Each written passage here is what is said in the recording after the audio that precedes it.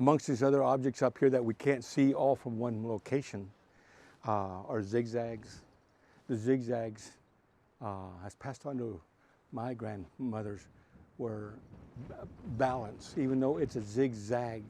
Even in today's weddings we have with our Apache families, the male always zigzags going down as he walks before he gets married, and the woman always walks straight.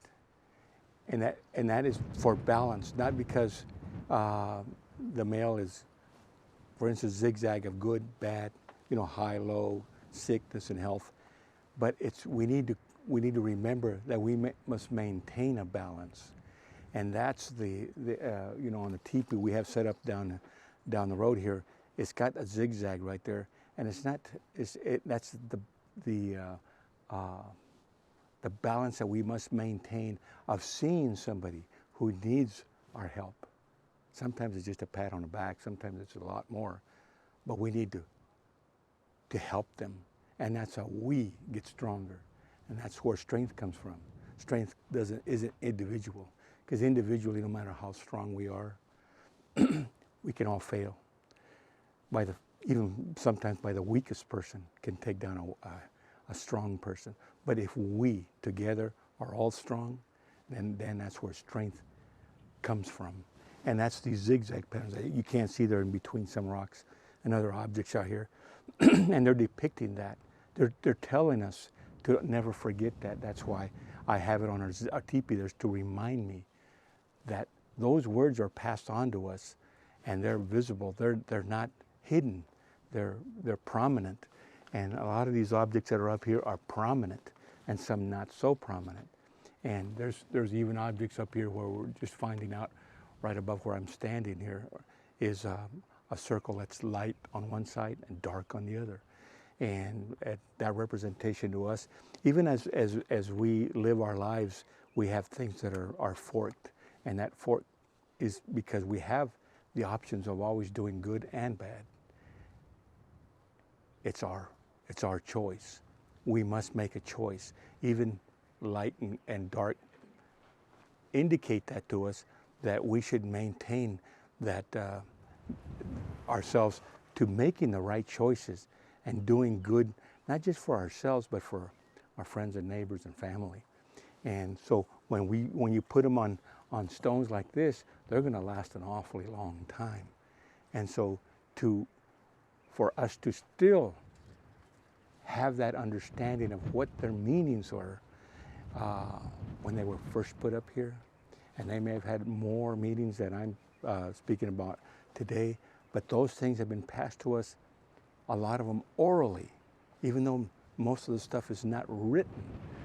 So nowadays we have a lot of written languages that we communicate with, but in these old days, this was the written communication too. So when you see things like these objects up here that have been played to us, those are words speaking to us, telling us about life and how we should live our lives and how we should help each other.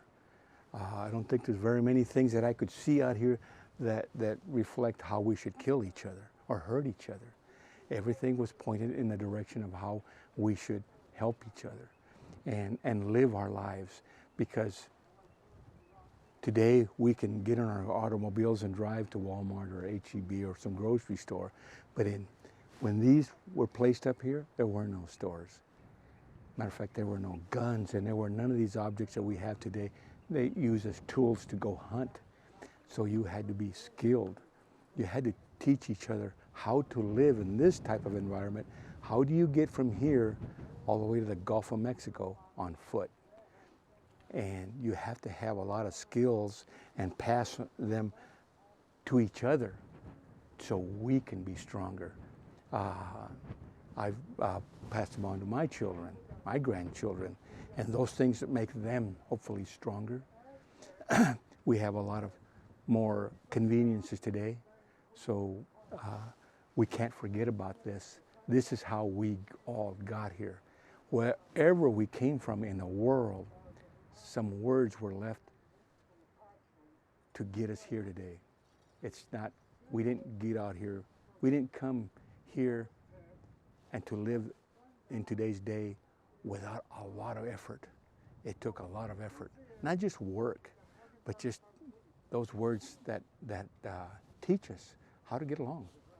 And even with all that, we still have wars. History teaches us one thing, as I learned in college, that we don't learn.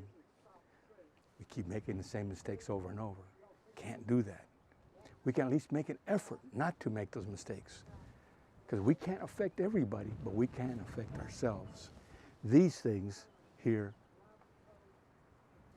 are like a guiding force for us. So when we do see these kind of things, it reminds us of those teachings that we were told, even though individually that we can't point to one thing or another that's being specific to one tribe. Because by today's standards, we live here, there, and a lot of the Indian tribes are reserved, but a lot of us are not reserved. So we live in a greater area. But how did we share this knowledge with the Navajos, with Mexicas in Mexico, Aztecs, all these Comanches, all these tribes that even today we communicate and are friends with.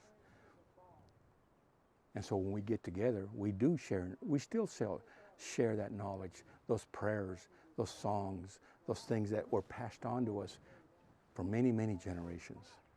So hopefully we can all learn from this, because it's important that after all, as long as they've been here, that teaches us, here we are. They've gotten us here. These teachings have gotten us here today.